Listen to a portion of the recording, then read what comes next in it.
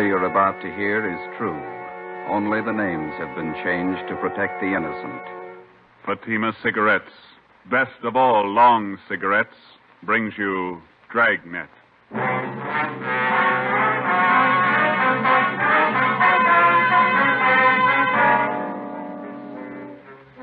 You're a detective sergeant. You're assigned to robbery detail. An elderly woman on her way to the bank has been robbed and beaten senseless. The suspects are cruel, ruthless. Your job, get 'em. If you want a long cigarette, smoke the best of all long cigarettes. Smoke extra mild Fatima. Yes, Fatima is the king-size cigarette which contains the finest Turkish and domestic tobaccos superbly blended to make it extra mild, to give Fatima a much different, much better flavor and aroma than any other long cigarette. That's why Fatima has more than doubled its smokers coast to coast. Enjoy extra mild Fatima yourself. Best of all long cigarettes. It's wise to smoke extra mild Fatima. It's wise to smoke extra mild Fatima.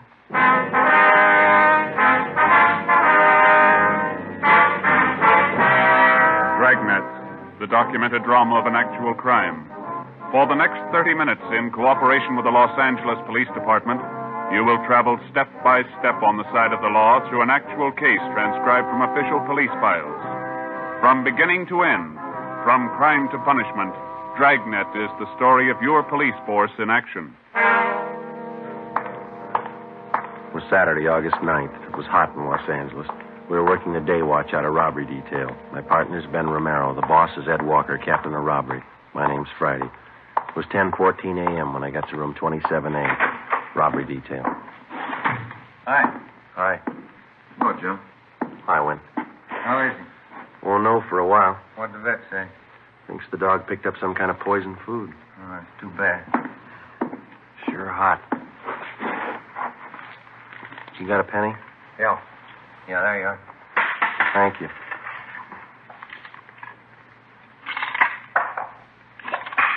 Somebody poisoned him, huh?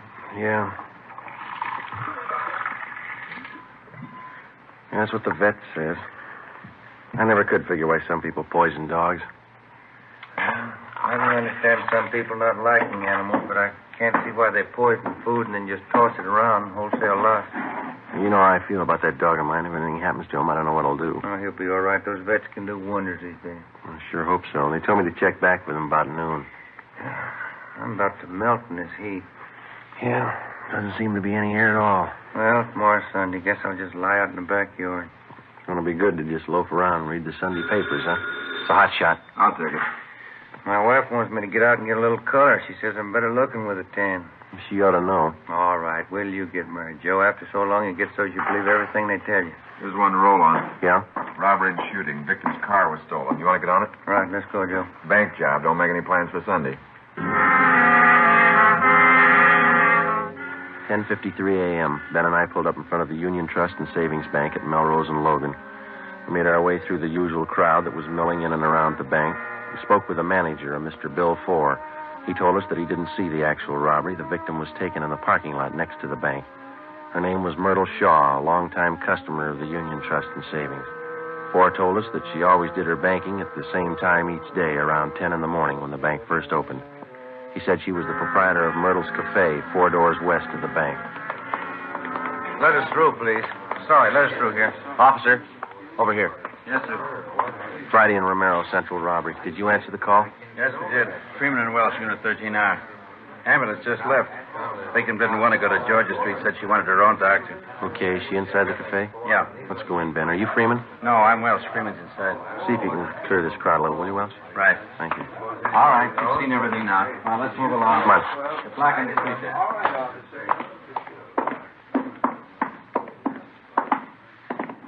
There she is, over in the last booth. Freeman? Yes, sir. Friday and Romero, Central Robbery. Is this the victim? Yes, that's right. Her name's Myrtle Shaw. Miss Shaw? Yes, that's right. My name's Romero. This is Sergeant Friday. We're from Robbery Division downtown. You men detectives? Yes, ma'am. We'd like to ask you a few questions. Yes, all right. I hope you can catch the men that did this. We're going to do all we can. It's a little hard for me to talk. My face is so swollen. It hurt something terrible. What happened? One of them struck me, Yes, ma'am, we know that. Do you want to tell us how it happened? and I was on my way to the bank. I drove in the parking lot there next door. Yeah? I just got out of my car when these men walked over to me. You're only 4 doors from the bank. Do you always drive such a short distance? No. I just picked up my car from Edgar's filling station. I have it greased once a month. I see. Where was I? You'd just driven into the parking lot when these men walked up to you. Yes. Oh, yes. Well, one of them said, just hand over the money and there won't be any trouble. Another one said, this is a gun in my pocket, Grandma. Yeah? My head's splitting. Did someone call Dr. Van Hale? Yes, ma'am. He's on his way. Oh, thank you.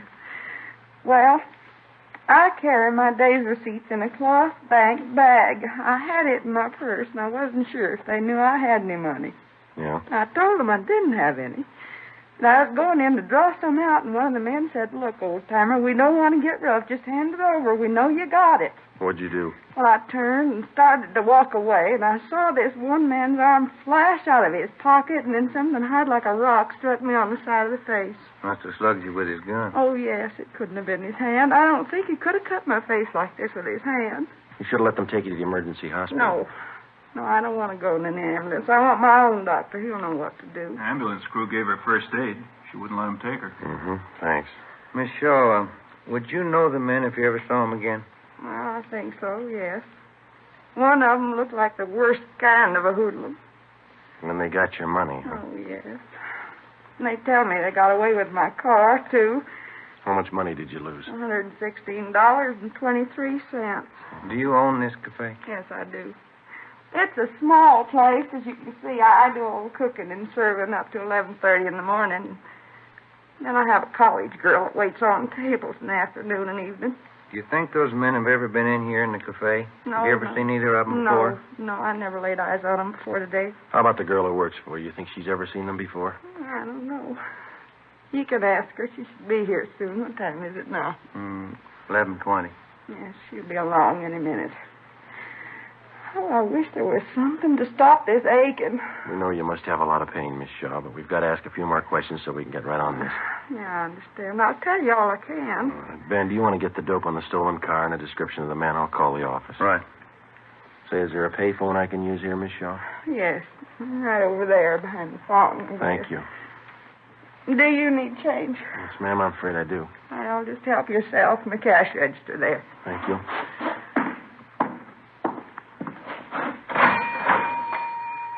I put in a dime, taking out 2 nickels. Oh, well, now that wasn't necessary, young man. You didn't have to tell me. Well, I know, but we don't like to open other people's cash registers. You're a police officer, aren't you? Yes, ma'am. I trust you. That seems to be the reason a lot of people don't.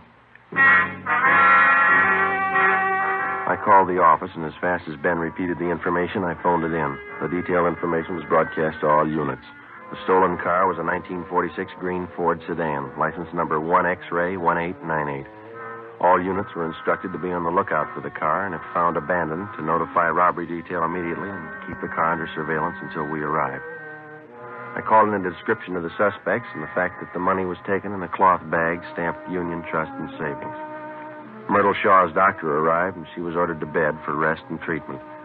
Ben and I interrogated all the possible witnesses in the parking lot, and we found only one man who saw the actual robbery. His story compared to that of Miss Shaw's, but he could add nothing more. We talked with a young college student who worked in the restaurant. She didn't think she'd ever seen the men in question. We drove back to the city hall and went to the stats office. They made a run for us on the descriptions and M.O. that we had, and we pulled the packages of all possible suspects that the machine sorted out. We narrowed and sifted the 24 possibles down to 12. We took the mug shots out and showed them to the victim and the one witness. They could not identify any of them as the 2 men in the holdup. 2:35 p.m. Saturday. We started to canvass the neighborhood, door to door. That takes care of Logan Street for 1 block, both sides. Want to start here on Melrose? Okay. Let's try this drugstore. I'm on fire. Paper says it's supposed to hit 99 today. I believe it. Come on. Yes, sir? Police officers. We're looking for a couple of men. Here's the descriptions. I wonder if you'd read this and tell us if you ever seen them. Yes, sir. We got time to have a coat. No, we better not. It's getting late. No, I'm afraid I've never seen anybody who answers either one of these descriptions. You sure? Yeah, quite sure. Thank you. I'll have to have that back. Oh. Let's go.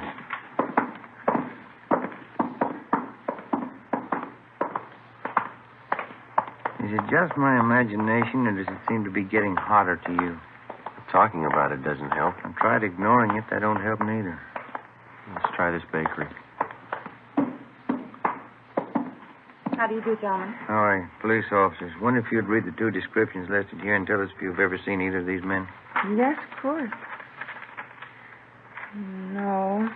Sure smells good in here, doesn't it? No, Yeah. I don't seem to recall anybody that looks like this. Anybody else in here who might have seen him? No, I don't think so. I wait on trade. Okay, thank you, ma'am. Let's go.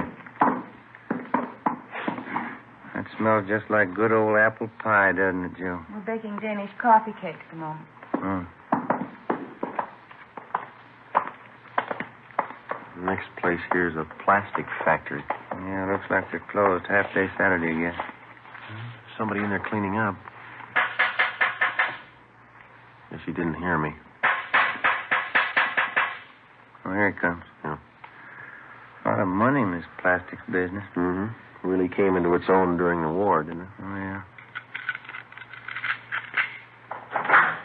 The plant's closed Saturday afternoon. Police officers. Wonder if you'd look this paper over and tell us if you may have seen two men answering these descriptions. All right. I have to put my glasses on. Yes, sir. There now. I don't need them for sweeping, just reading.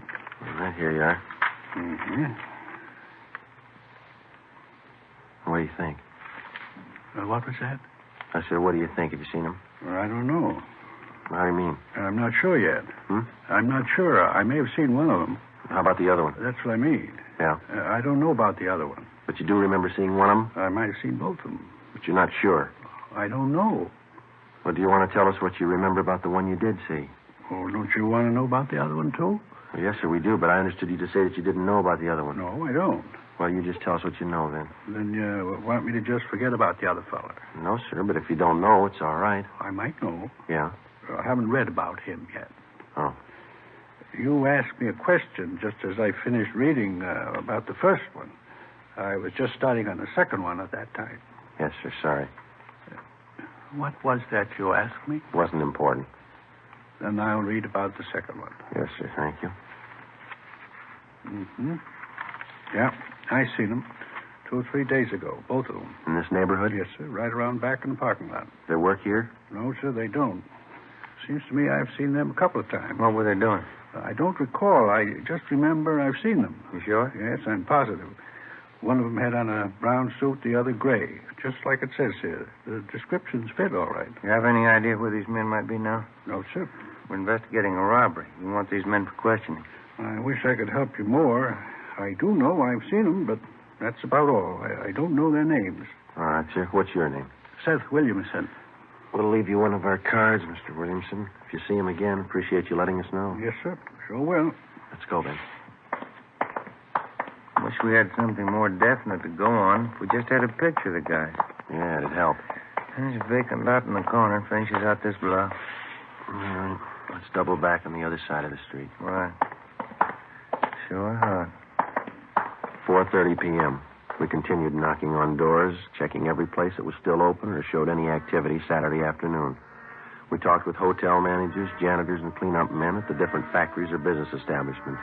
We checked grocery stores, private homes, everywhere that we could find anybody to show the descriptions to. By 6:15 p.m., the only person who showed any sign of recognition of the two hold-up men was still Seth Williamson, the janitor at the plastics plant. Before we took time out for a sandwich and a cup of coffee, we drove back to the city hall to check the office.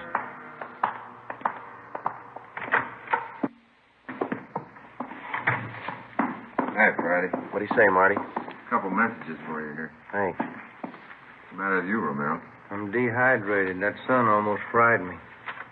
Oh, Joe, that one call there from your mother said tell your dog's out of danger. Oh, that's fine. Called in around 2, huh? Yeah. Yeah, the other one's from some guy who says he wants to talk to you right away. Been calling in since about 3 this afternoon.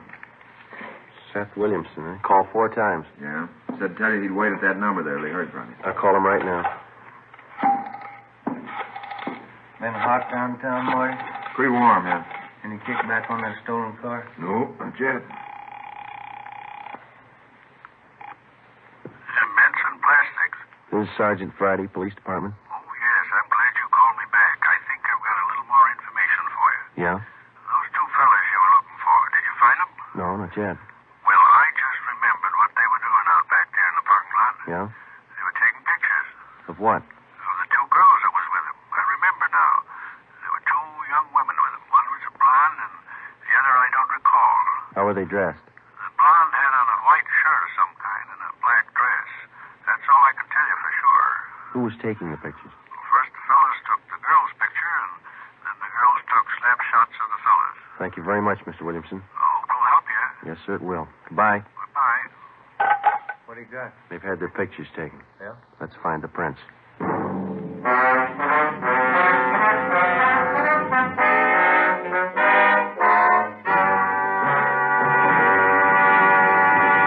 You are listening to Dragnet, the case history of a police investigation presented in the public interest by Fatima Cigarettes. If you smoke a long cigarette, it will be in your interest to listen to a typical case history of a Fatima smoker. It's the case of Miss Nancy Appel, a night news writer for one of the world's great press services. This is her actual signed statement. When you're working hard, smoking more, it's nice to enjoy a really mild cigarette. I've found the king-size cigarette that has this quality above all others. That cigarette is Fatima.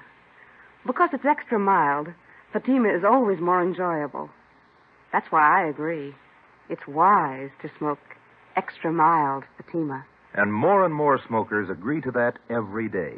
Actual figures show Fatima has more than doubled its smokers coast to coast. So enjoy extra mild Fatima yourself. The long cigarette, which contains the finest Turkish and domestic tobaccos, superbly blended to make it extra mild. You will prefer Fatima's much different, much better flavor. You will agree. It's wise to smoke extra mild Fatima. It's wise to smoke extra mild Fatima. The best of all long cigarettes.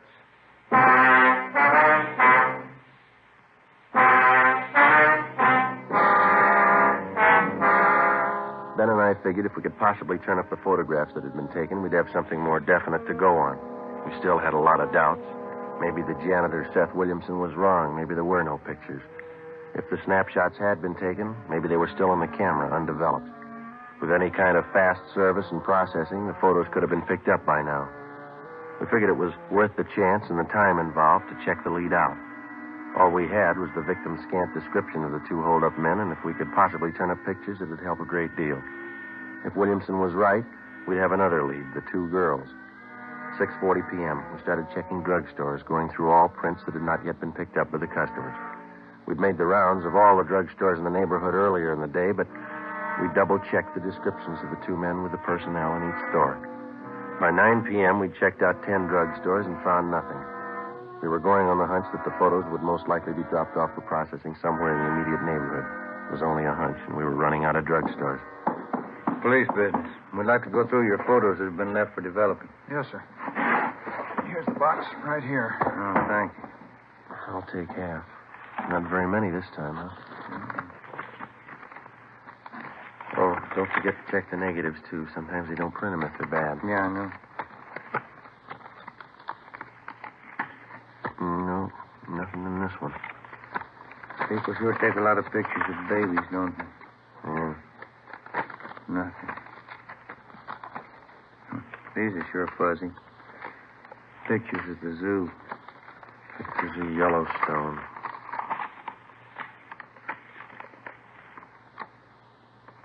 Ben.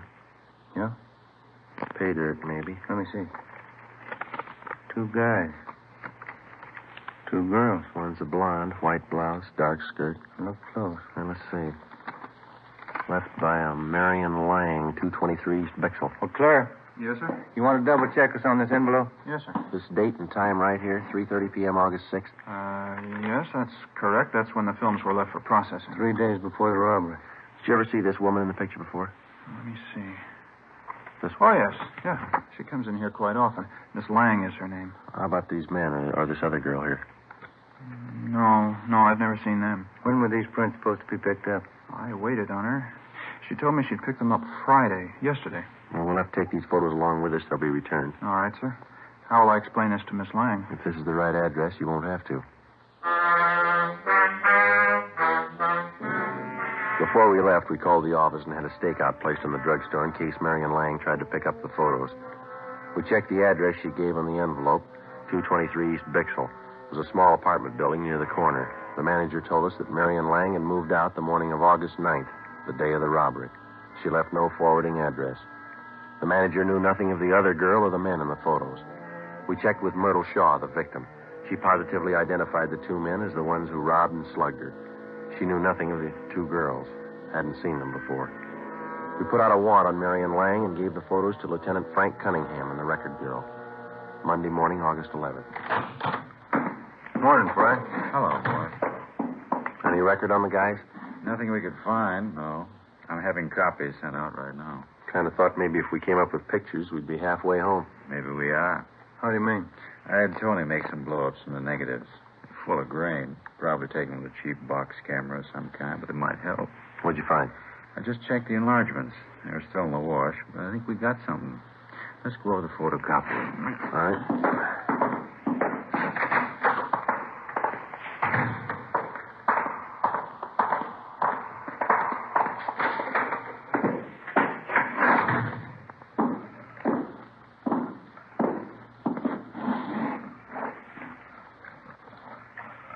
Yeah, good and clear now. Clear as it'll ever be, anyway. There we go.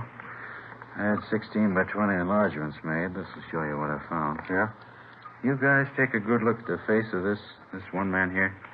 Thought we did. Why? It's pretty hard to see on those small prints. Look here. You see the nose on this one? Mm-hmm. I'd guess it's been broken one time or another, wouldn't you? Yeah. You see here? Scar over the left eye, scar over the right eye. A couple of them. Yeah? Look at the right ear. See how mashed it is? We couldn't come up with any names for you, but I'll bet it'd be safe to guess his line of work. Looks like a prize fighter. Nothing in the oddity file. I checked and double-checked everything I could lay my hands on here in the department. I don't place him if he was a boxer of any standing. I don't recall. Isn't much. Wish I had something else for you. It's a lead, isn't it? Might be. More than we had. It was possible that one of the two hold-up men in the photos could have been a professional fighter. From his appearance and build, we felt it was a fair guess. We took copies of the snapshots to the State Boxing Commission, Los Angeles branch. We spoke with a Mr. Farmer, who couldn't seem to recall the man from his picture. We went over the description that the victim had given us. Farmer said that he knew a great many of the fighters because at one time or another they all check in and out of the commission before a bout. But the man in the snapshot remained unidentified. He checked through several hundred cards bearing the photographs of boxers in the files. No luck. Farmer suggested that we try the Spring Street gym where the out-of-town fighters get into shape and the boxers in town train. We left him a copy of the photograph and our card so that he could continue checking back through his files. It was 10:22 a.m. when we got to the Spring Street gym. Here's the manager's office.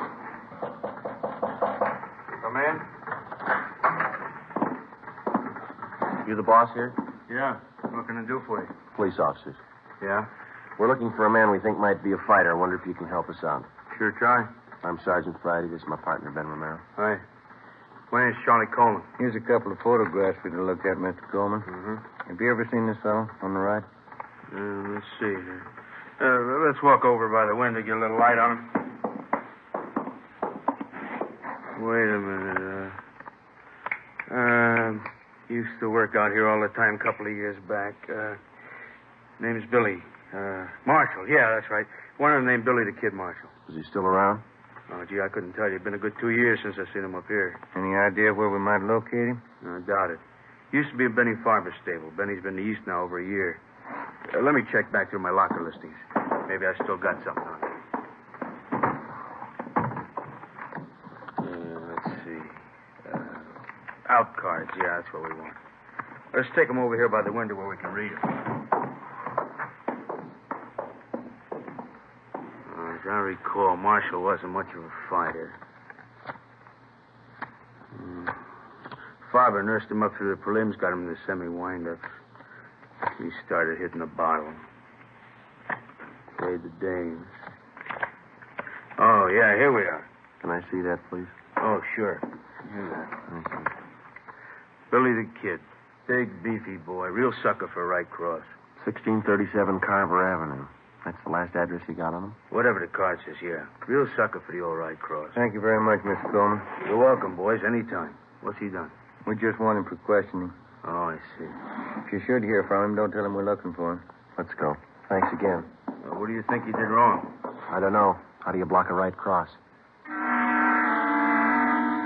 We called the new information into Captain Walker, and he sent a crew of men to the Boxing Commission to check further. 1637 Carver Avenue. It was a cheap rooming house in the west side of town. Marshall hadn't lived there for over a year and a half. The landlady gave us a forwarding address. The next place hadn't seen him for a year. We kept checking and rechecking, going from one end of town to the other. Each place was a little better than the last. It was easy to trace Billy the Kid's rise in the fight game, such as it was, by the condition of the places he lived in. We covered 6 different rooming houses, boarding houses, and apartments. Each time his residence had been a little more recent. 5:15 p.m., Monday, August 11th. We pulled up in front of the Sunflower Hotel, 433 Banyan Street. Rates, $2 a week and up.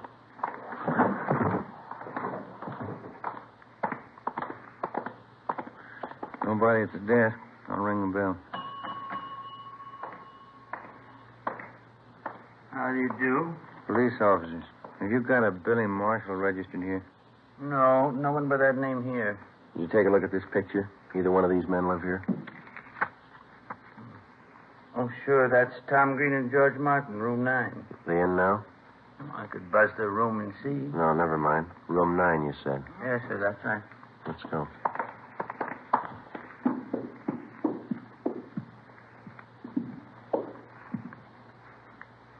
Room 9. Cover me. Right. Yeah? Special delivery letter. Slip it under the door. You have to sign for it. All right, stand still, police officers. Ha, Tom. Watch it, Ben. Take the other one, Tom.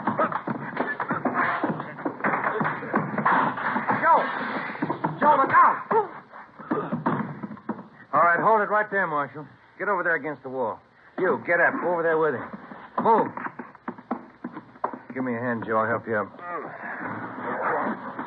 You all right? Yeah, I'm okay. There he is, Joe. Looks like his picture fits the description. Except for one thing. Yeah? He's no sucker for a right cross. The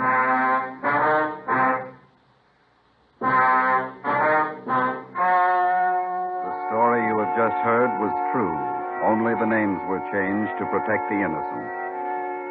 On March 27th, 1947, trial was held in Superior Court, Department 81, City and County of Los Angeles, State of California. In a moment, the results of that trial. It's amazing how many long cigarette smokers are changing to extra mild Fatima. Here is the actual report. From coast to coast, extra mild Fatima has more than doubled its smokers. Yes, more and more smokers every day are discovering that Fatima is the king-size cigarette that is extra mild. Extra mild because it contains the finest Turkish and domestic tobaccos superbly blended to make it extra mild, to give it a much different, much better flavor and aroma. Enjoy extra mild Fatima yourself. Best of all, long cigarettes. It's wise to smoke extra mild Fatima. It's wise to smoke extra mild Fatima.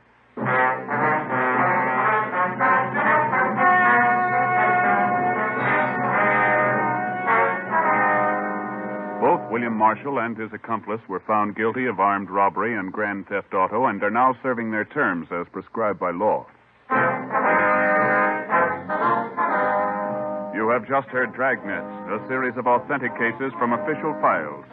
Technical advice for Dragnet comes from the Office of Chief of Police W.A. Wharton, Los Angeles Police Department. Fatima Cigarettes, the best of all long cigarettes, has brought you Dragnet transcribed from Los Angeles. Screen Directors presents Lucille Ball as Miss Grant tomorrow on NBC.